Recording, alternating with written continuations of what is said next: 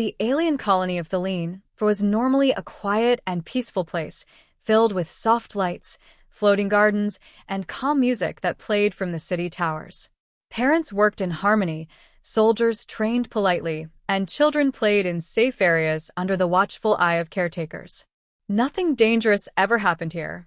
That was why the morning alarm felt so shocking. The warning sirens echoed across the colony, shaking everyone from their normal routine. Robots froze. Workers dropped tools. Soldiers ran to their stations. The skylights changed from gentle blue to flashing red. Everyone knew what this meant: an emergency. General Vorkaz, one of the highest-ranked officers on the planet, rushed into the command center. His heart was pounding in a way he had not felt in years. When he entered, the room was filled with fear. Officers whispered, screens flickered with alerts, and everyone avoided eye contact. Something was wrong. Something terrible. Vorkaz stepped forward and demanded, "Report. Now." The young officer at the front swallowed hard. His hands were shaking, and his voice cracked as he spoke. "General, 2 children are missing from the Eastern District." That alone was alarming. Children almost never wandered away. The colony had strong rules, protective fences, and tracking devices on every young one. For 2 children to vanish without a trace was nearly impossible. But that was not what frightened the officer. It was the next part. He took a deep breath, looked at the general, and said, "General, witnesses say the children left with a human." The room went silent. Someone dropped their datapad. Another officer gasped loudly. Even the lights seemed to dim. Vorkaz's eyes widened, and his blood ran cold. A human? Here? Taking children? He felt his throat tighten. Every warrior in the galaxy knew one thing: you never, ever let a human near your children.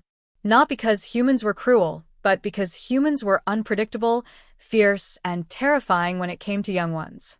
There were stories, old stories, about humans risking their lives for any child in danger, even alien children. They said humans would fight monsters twice their size if a child cried for help.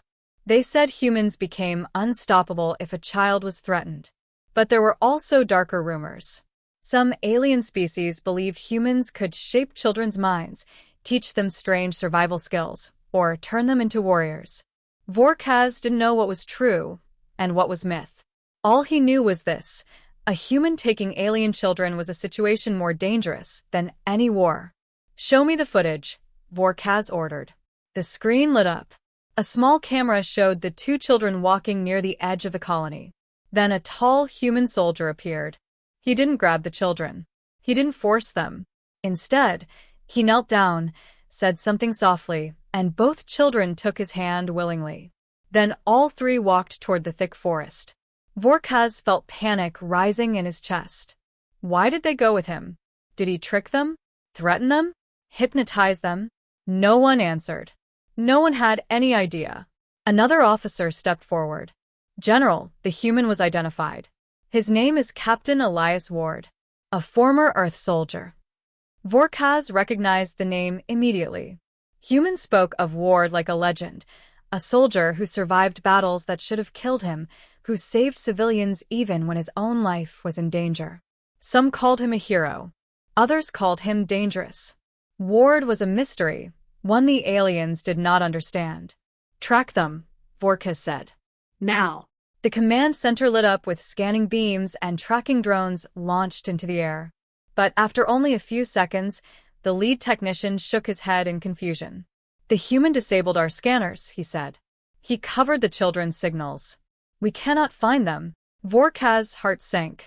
Humans had strange survival skills. They could hide from machines, sense danger, move silently. Ward could be anywhere now. The general slammed his hand on the table. "Mobilize all scout ships. Search every part of the forest. Send flyers to the cliffs, the rivers, the tunnels. I want every creature scanned, every tree observed. If a leaf moves, I want a report." Officers immediately rushed to follow his orders. But even with all that technology, Vorkaz felt helpless. The forest near the colony was huge, filled with dangerous animals and strange shadows. A human with 2 children could disappear for days. As he watched the chaos around him, Vorkaz felt something he had never felt before: fear. Not fear of the human hurting the children, but fear of why the human would take them in the first place. Humans did not act without reason. If Elias Ward took the children, something even more dangerous might be hiding in the forest. Something the alien colony did not know about. Vorkaz took a deep breath and looked out the large window of the command center. The forest moved with the wind, dark and deep. What was inside it? What was Elias protecting the children from? Or was he leading them toward something worse? "General," an officer whispered, "what if the human is not the danger? What if he is saving them from something else?" Vorkaz didn't answer. He didn't know. But he knew one thing for sure. This was not a simple kidnapping. This was the beginning of something much bigger. And the entire colony was now holding its breath, waiting to see what the human would do next. Captain Elias Ward moved through the thick forest with steady steps, the 2 alien children walking close beside him. Their small hands held tightly onto his arms, trusting him completely. Sunlight broke through the tall trees in thin lines, lighting up the green leaves and the drifting silver dust in the air. The forest on Thelene was beautiful, but beauty here did not mean safety. Elias knew this better than anyone. The older child, Lyra, looked up at him with wide yellow eyes. "Captain, are we really safe?" Elias listened carefully before answering. The forest was too quiet. No bird sounds, no small animals running, nothing. Just silence. A silence that meant danger. He finally spoke gently. "For now, yes. But we can't stop." The younger child, Tano, was trying to be brave, but his voice trembled. "Why did you take us? Everyone will think you stole us."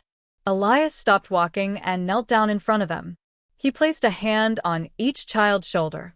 "Listen to me. I didn't take you to hurt you. I took you because something was coming for you. Something your people don't know about." The children exchanged nervous glances. "Something coming for us?" Lyra asked. Elias nodded slowly. "I picked up a signal last night. A strange sound. A call. And it was coming from this forest." His voice dropped even lower. The call was searching for young ones. Tano swallowed hard and whispered, "A monster?" Elias didn't answer. He didn't want to scare them more than they already were. But deep inside, he knew it wasn't just a monster. It was something much worse. He stood again and continued walking, staying between the children and the darkness around them. Every few seconds, he scanned the trees with sharp eyes. He had survived dozens of battles, but this place made even him uneasy. There was something wrong with the air. Too still, too cold. After a few minutes, Lyra spoke again, her voice small. "But my father, he will think you are bad. He will come after you." Elias gave a faint smile. "Your father is General Vorkaz. I know his type. Strong, proud, and too serious." The children giggled slightly, the sound soft but comforting. Elias continued, "He will think I kidnapped you. But once he hears the truth, he will thank me." Tano tugged on his sleeve. "What truth?" Elias stopped again, scanned the trees, then lowered himself to eye level. "2 nights ago," he said, "a patrol disappeared in this forest. No bodies, no traces, nothing. Something took them. And that same thing was coming for you both. I heard it. I felt it." The children stared at him, terrified. "Your people didn't hear the signal," he explained. "Only humans can sense certain frequencies. That's why I knew before anyone else." Lyra whispered, "So, you saved us?" "I'm trying to," Elias said quietly. Suddenly, a branch snapped in the distance. Elias moved instantly. His hand went to the small device at his belt, a compact human-made scanner. He pointed it toward the sound. The device clicked once, then twice, then stopped. Elias's eyes narrowed. Whatever made that sound was not small. He quickly guided the children behind a tree. "Stay quiet," he whispered. "Don't move." The forest remained silent again, but Elias felt a presence, something large, something watching them. He didn't know how close it was, only that it was near enough to smell them. Minutes passed like hours until finally the sound faded. Elias exhaled softly and motioned for the children to follow again. We need to reach the cave. It's hidden and strong. You'll be safe there. Lyra clung to him. How do you know about the cave? Humans explore, Elias said simply. We learn. We survive. They continued moving deeper into the forest. The air grew colder. The shadows stretched longer. Every step felt heavier, like the forest itself was trying to slow them down. But Elias kept going. He had made a promise to protect the innocent. Human or alien, child or adult, it didn't matter. A child in danger was enough to turn him into something unstoppable. After nearly an hour, they reached a rocky cliff. Beneath it was a narrow opening, a cave entrance almost invisible unless you knew where to look. Elias led the children inside carefully. The cool darkness surrounded them, and Lyra shivered. Are we staying here forever? She asked softly. No, Elias said, lighting a small lamp. Just until I can understand what is hunting you. Tano sat beside him, eyes full of worry. Will it find us? Elias knelt, wiped the boy's tears gently, and smiled. Not while I'm here. But even as he said the words, the scanner beeped again. Quiet, but sharp. The same signal. The same creature. It had followed them. Elias's heart tightened. He knew the children could sense his tension. Lyra whispered, Is it close? Elias did not lie. Yes. Both children held on to him, trembling. He wrapped his arms around them, pulling them close. He didn't know why this creature wanted the children. He didn't know how strong it was. He didn't even know if he could defeat it alone. But he knew one thing. He would not let anything touch them. Not today. Not ever. Outside the cave, leaves crunched softly. Too softly for any normal animal. Elias lifted his weapon. His breath slowed. His eyes hardened. Whatever was stalking them, it had finally arrived. The alien council chamber was usually a place of calm discussion, soft voices, and peaceful decisions. But today, it was filled with shaking hands, raised voices, and fear spreading like fire. Every leader, every elder, every protector had gathered after hearing the same terrifying words. A human took our children. General Vorkaz stood in the center, but for the first time in his life, he felt small.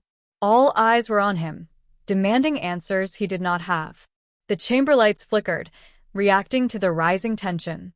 Elder Sinal, the oldest member of the council, pointed a trembling finger at him. General, how could this happen under your watch? A human walking freely into our colony.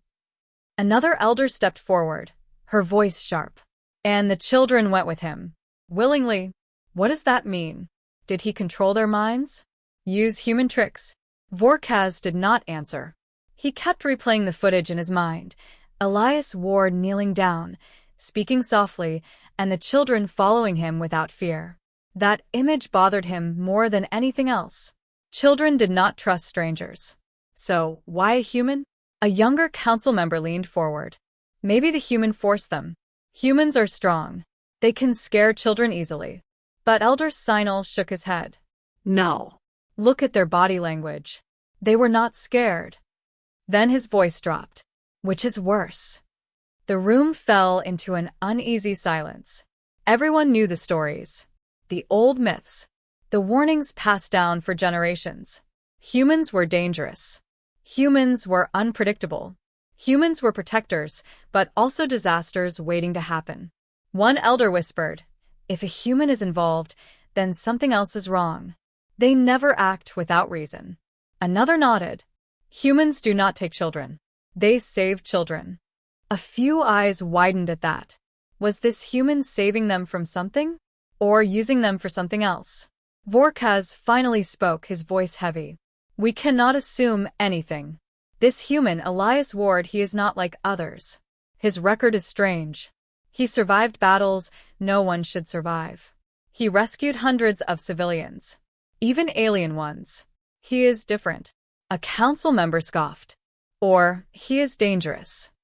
Both can be true, Vorkaz said quietly. He pressed a button and the hologram projector lit up, showing old recorded images of humans in battle. The council watched in silence as humans fought towering beasts, protected crying alien children, held their ground even when wounded. The elders leaned in as one clip played, two human soldiers shielding a group of alien children from an exploding ship. They took the blast themselves. They didn't run. They didn't hesitate. Elder Sinal whispered, almost in awe, "Humans, they fight harder when there is a child near them." Vorkaz nodded. "Yes. That is why Elias Ward might have taken them. Not to harm them, but to keep them safe." A younger member blinked. Safe? Safe from what? That question hung in the air like smoke. Everyone stared at each other, suddenly realizing a terrifying thought. What if the real enemy was not the human? What if something else was hunting the children? A sudden alarm beeped on Vorkaz's armband. A message. He opened it quickly. His face turned pale. "What is it?" the council demanded. Vorkaz hesitated, then read the report aloud. A patrol team searched the eastern forest border. They found claw marks. Deep ones. Too deep for any local animal. The room fell silent. And Vorkaz continued. The marks were fresh. Someone whispered in horror. "Then something is out there." Vorkaz nodded. Elias Ward knew before us. Humans sense danger differently. Their instincts are older than ours. If he took the children, he did it because he believed something was coming. Elder Sinal leaned forward. "Do you trust the human general?" Vorkaz closed his eyes for a moment. Images of his daughter Lyra flashed in his mind. Her smile, her laughter, her tiny hands grabbing his armor. The thought of her being hunted made his heart twist painfully. When he opened his eyes, his voice was firm. "I trust that humans never run from danger when a child is involved." The council fell into deep silence. Some elders looked relieved. Others still looked terrified. Then a sudden, unexpected sound echoed through the chamber. Footsteps. The doors opened and a scout rushed in, his face pale with fear. "General Vorkaz. We found something." "Speak," Vorkaz ordered. The scout held up a small object. A child's toy. Lyra's toy. In the forest. Broken. The council gasped. Vorkaz's heart clenched. He snatched the toy and scanned it. It was covered in dirt and something else. A strange black dust he had never seen before. The scout whispered. The humans' tracks were there too. And something else. Something big. Elders stepped back, afraid of what that meant. Vorkaz looked at the toy again, anger and fear mixing inside him. "Prepare the soldiers," he said quietly. "We are not dealing with a human problem. We are dealing with a predator." Elder Sinal's voice shook. "General, do you think the human can protect the children?" Vorkaz looked toward the forest, jaw tight. "I think Elias Ward is the only reason they are still alive." The council chamber went silent again. The myths about humans suddenly felt real, more real than ever before. And somewhere deep in the forest, the creature hunting the children had already found their trail. The cave was cold, dark, and silent, almost too silent. Elias kept the small lamp glowing, but the light barely pushed back the shadows. The cave walls felt alive, as if they were listening, waiting for something. Lyra and Tano stayed close to him, their small hands gripping his sleeves tightly. They were trying to be brave, but their shaking breaths told the truth. Outside, the wind had stopped. Even the forest had gone still. For Elias, that silence was more dangerous than any roar. He checked his scanner again. The device flashed faintly, picking up tiny signals, movements that were too slow, too smooth, too planned. Something was watching them. Something intelligent. Tano whispered. "Captain, is it out there?" Elias didn't look at him. He kept scanning the entrance. "Yes," he said quietly. "It followed us here." The children pressed against him, terrified. Elias wrapped his arm around them gently, trying to calm them even as his own heartbeat grew heavy. He had been in war zones, jungles, deserts, but this forest felt different. This predator felt different. It was not random. It was hunting the children specifically. Lyra lifted her head. "Why does it want us?" Elias paused. He didn't want to scare them, but lying would be worse. I don't know, he admitted softly, but I know it didn't follow me. It followed you. The children's eyes widened. Fear spread through them like ice. Elias knelt down, bringing himself to their level. Listen to me. I don't care what it is or what it wants. I will not let it touch you. Do you understand? Lyra nodded, tears forming. Tano grabbed his hand with both of his. We trust you. Elias felt something warm inside his chest. These children, who had met him only hours ago, trusted him more than their entire colony trusted humans.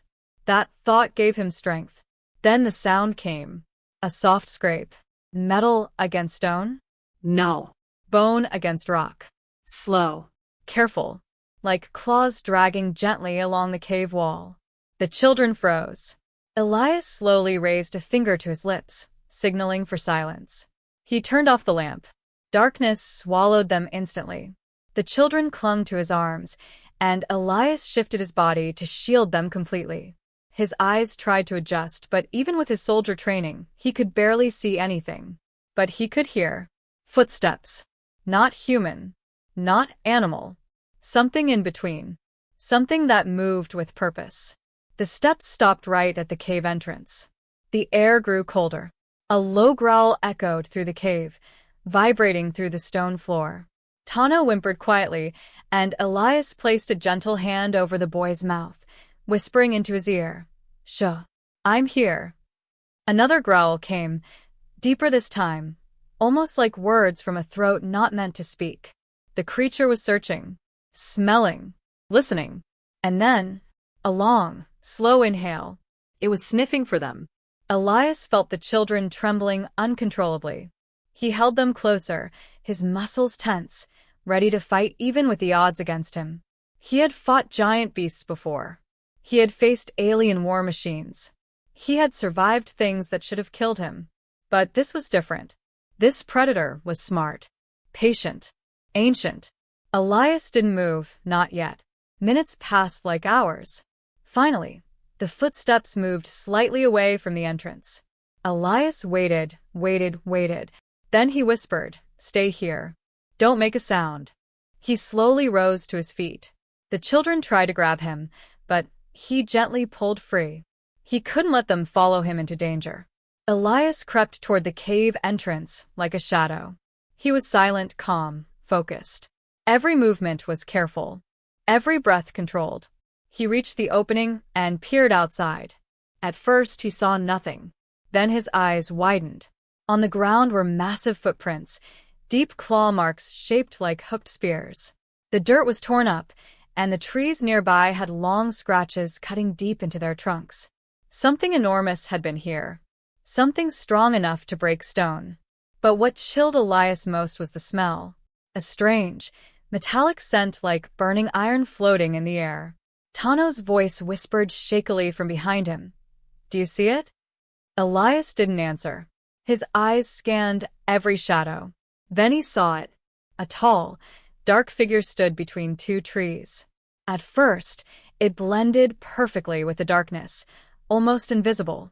Then its eyes opened, two long, glowing slits, bright white, staring straight at him. The creature didn't move. It simply watched. Elias raised his weapon slightly, but the creature tilted its head, as if amused.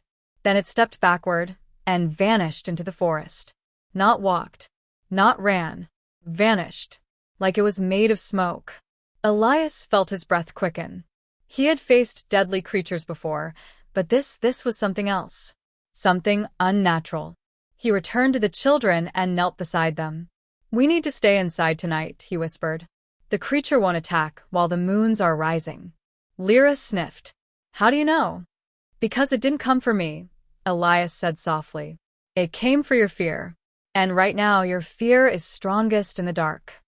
Tano hugged him tightly, burying his face in Elias's chest. "Don't let it take us. Please." Elias stroked the boy's head gently. "I won't. I promised." But deep inside, he knew the truth.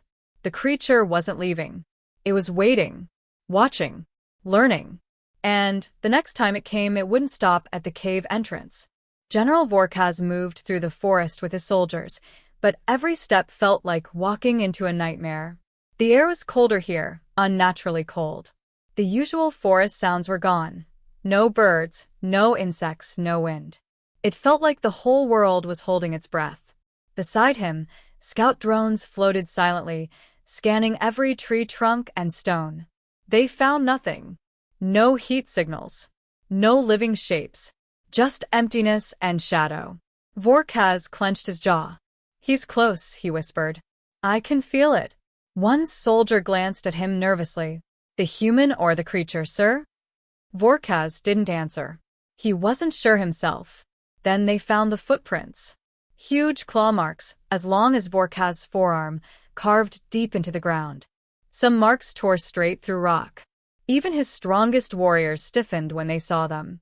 A young soldier whispered, "Sir, no creature on this planet can do that." Vorkaz touched the claw marks gently. They were still fresh, still sharp. He felt a cold shiver run through him. No. "This is not from our world," he muttered. "This is something else." He stood up, eyes dark and determined. "We move faster. My daughter is out here." The team spread out, scanning deeper into the forest. They moved slowly, carefully, weapons raised. Every shadow looked like a threat. Every rustle made them jump.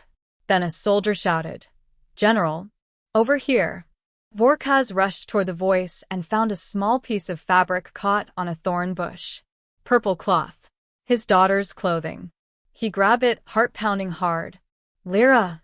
He closed his eyes for a moment, fighting the fear and anger burning inside him. If the human had harmed her, no, he didn't want to think that. The report said Elias was protecting them, but he needed to see it himself. He ordered the soldiers, "Track the human. Do not attack unless I say." They continued forward, and soon the landscape changed. The trees grew denser, the paths darker. A strange smell filled the air, metal mixed with something sour, something ancient. Finally, they reached a rocky cliff. Vorkaz's eyes narrowed. The stone looked disturbed. Dirt had been pushed aside. And there, near a dark hole in the rock, were small footprints. Lyra's. And Tano's. He felt relief hit him like a wave. They were alive. Nearby. But there were also other marks. Heavy boots, human boots. And behind them, deep claw marks. Vorkaz whispered, "So he really is protecting them." His soldiers aimed weapons at the cave entrance, fearing an ambush. Vorkaz raised his hand. "Hold. I go first." He stepped forward quietly, entering the cave's cold darkness. It took a moment for his eyes to adjust to the dim light of a small lamp inside. And there, standing between the lamp and the children, was the human. Captain Elias Ward. Vorkaz froze. Elias turned slowly, calm but alert. He did not raise his weapon. He simply stood with his hands slightly open, showing he meant no harm. Behind him, Lyra gasped, "Father," and ran to Vorkaz. He caught her instantly, pulling her into the tightest hug of his life. For a moment, everything else disappeared. Her small arms around his neck, her warm face pressed against his armor. It felt like sunlight after a storm. Tano joined them, hugging Vorkaz's leg.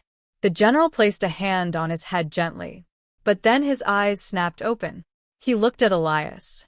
The human stood still, watching quietly, but his body was tense.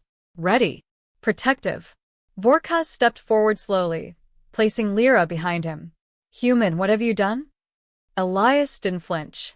"I saved them." Vorkaz growled softly. "From what?" Elias pointed toward the cave entrance. "Something is hunting them. Something that doesn't belong in your forest." Vorkaz narrowed his eyes. "You expect me to believe you? You took my daughter away from our colony. You hid her in the dark. You broke our scanners." Elias didn't step back. "Because if I didn't, you would have dragged them out into the open. And the thing outside would have taken them." Vorkaz's soldiers finally reached the cave, weapons raised. But Elias didn't move. He simply stood there like a wall between the soldiers and the children. Lyra grabbed her father's arm. "He saved us. He kept us safe." Tano nodded quickly. The creature came to the cave. It almost found us. He protected us. Vorkaz's heart trembled. The fear in their voices was real. The trust they had in the human was real. He looked at Elias again. Tell me, Vorkaz said slowly, what is out there? Elias's eyes darkened. Something old. Something your colony has never faced. The cave suddenly filled with a heavy, cold silence. Elias continued, voice low and steady. It tracked the kids by scent. It watched us all night, and it's learning how to get inside the cave. Vorkaz felt the blood drain from his face. He remembered the claw marks, the missing patrol, the strange dust found on Lyra's toy. It all suddenly made sense. He whispered, you weren't running from us. You were running from it. Elias nodded. And it's coming back. As if answering his words, a distant roar echoed through the forest, deep, rumbling, filled with hunger. The cave shook. The soldiers gripped their weapons tightly. Lyra clung to her father. Elias raised his weapon and stepped toward the entrance. Vorkaz finally understood. This human wasn't the threat. He was the only barrier between the children and the real monster. Vorkaz stepped beside Elias, leveling his own weapon. Human, he said quietly, we fight together. Elias nodded once. Good. We'll need each other. Behind them, the roar came again, closer, louder, hungrier. The creature had found them. The ship moved through the darkness of space like a ghost. Inside, the alarms continued to flash red, but no one dared to touch them. The alien general stood in the center of the command room, his claws trembling slightly. He never trembled, not even during war. But now this was something else. He kept remembering the moment the human mother had shouted his name. The way she stepped toward him without fear. The way her eyes held something stronger than any weapon he had ever seen. Pure, unstoppable determination. And the strange thing was, he respected it. Maybe even feared it. The human children played in the corner of the room, laughing softly. They were no longer afraid of the aliens. One child was even showing a small alien soldier how to fold a paper airplane. The soldier stared at the paper like it was forbidden magic. It was peaceful, too peaceful. And peace made the general nervous. Suddenly, the door hissed open. A breathless alien scout ran inside. General, we have identified the incoming ship. The room froze. Even the children looked up. Speak, the general ordered. The scout swallowed. It's a human strike vessel. A very advanced one. Fast. Armed. And it is aiming directly at us. The general felt something cold sink inside his chest. Of course. Of course humans would send their strongest ship. Of course they would come armed. Of course they would assume he had kidnapped their children. Because why wouldn't they? He would have assumed the same. The mother stood up slowly. Do they know my children are safe? The scout shook his head. Their signal is short. Aggressive. They demand that we release the hostages immediately. They say if we resist, they will not hold back. The general scratched the back of his head plates. Hostages? I did not take hostages. They crawled into my ship. The mother looked at him calmly. Human soldiers don't know that. They think fast. They protect fast. The general sighed loudly. Why do humans always make everything difficult? One of the children giggled. Because we're awesome. The general placed both hands over his face.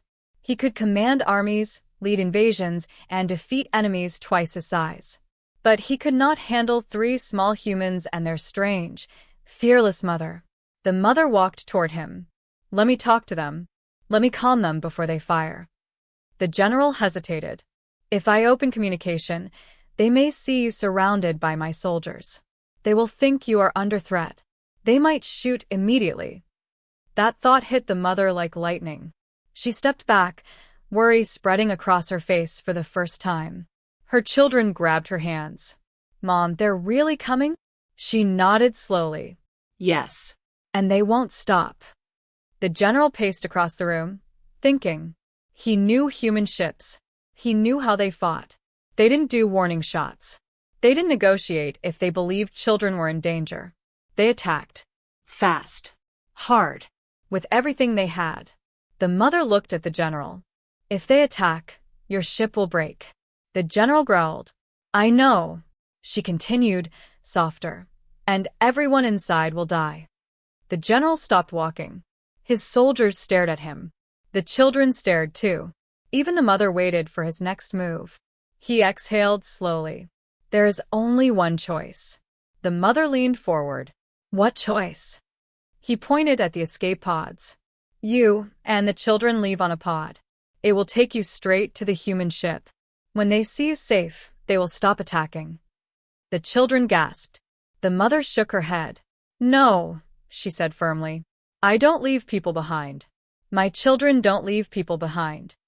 The general blinked. It is the logical solution. The only solution. But the mother did not move. She crossed her arms. And something in her face hardened. You didn't harm my children. You kept them warm. You fed them. You protected them. And now you want us to escape while your ship is destroyed. The general shrugged. Yes. That is normal strategy.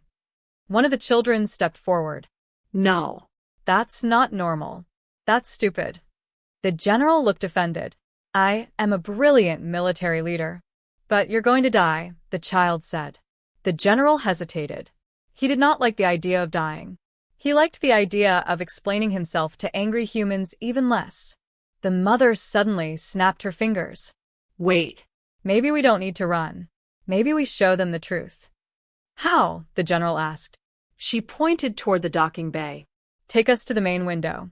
Let the human ship see us standing next to you. Calm. Safe. Not scared. The general frowned deeply.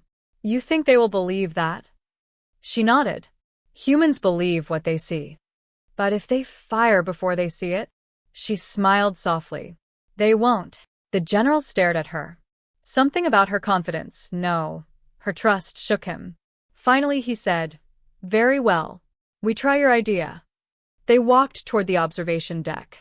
The lights dimmed. The floor vibrated as the human strike ship grew closer. The general whispered, If this does not work, we are all vaporized.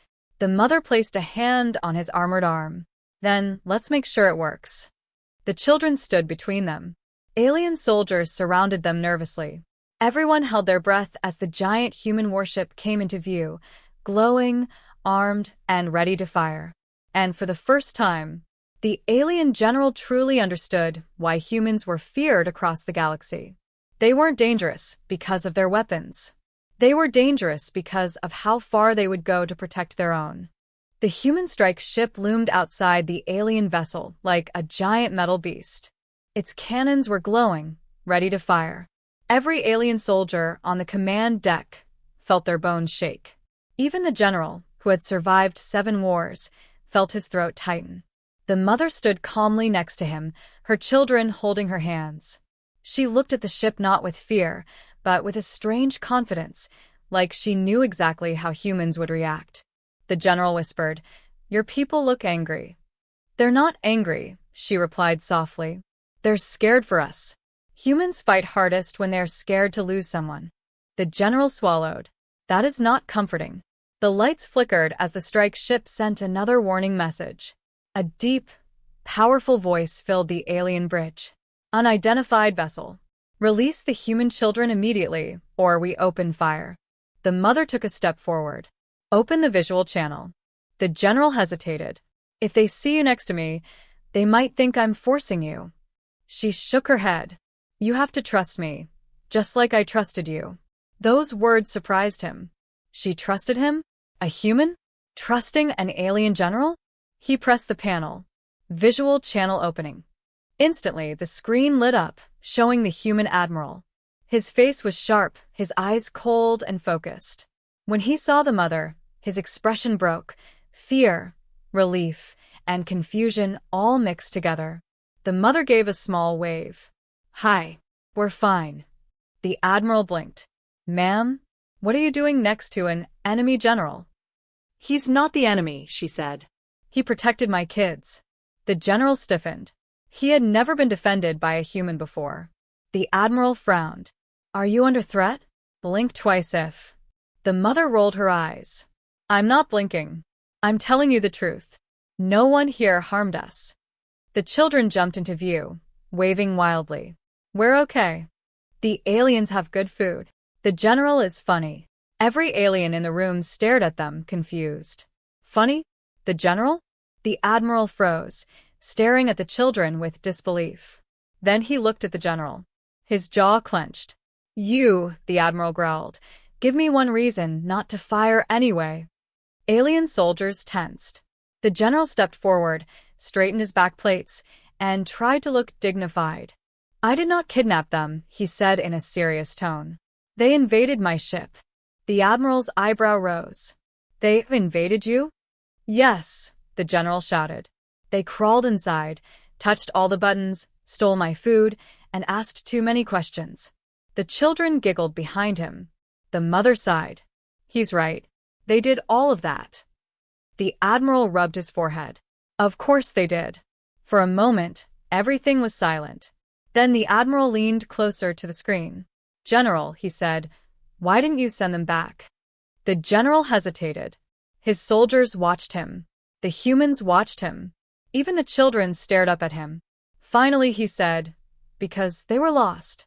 Scared. Hungry. And because... He paused, embarrassed. Because they reminded me of my own broodlings. The mother smiled. The children looked touched. The admiral's expression softened just a little. So, the general continued, I protected them. And now, I stand with them, even if you fire. His soldiers gasped. One fainted. The admiral lowered his voice. General, you would protect human children? Even against your own orders. The general nodded slowly. Yes. A long silence followed. The kind of silence where a war could begin or end. Then the admiral exhaled. Mother. Kids. Come to the dock. We're bringing you home. The general felt his chest sink. Of course. Humans would take them back. It was the logical thing. The right thing. But why did he feel something heavy? The mother looked at her children. Say thank you to the general. The kids ran to him and hugged his legs. The general froze and used to soft things touching him. Thank you, General Big Bug, one child said. That's not my name, he muttered. The mother stepped closer. Thank you. You didn't have to help us. But you did. He nodded. It was unexpected, but not unpleasant. As they moved toward the docking area, the general followed them quietly. The admiral prepared a walkway for them. The human ship's lights glowed warmly, inviting them home. But when the mother stepped onto the platform, she turned back. You know you could come with us. The entire alien crew gasped. The general's mouth fell open. Come with humans, he repeated. She shrugged. Why not? You cared for my kids. Humans don't forget loyalty. The children cheered instantly. Yes. Take him. He can be our alien uncle. He's funny.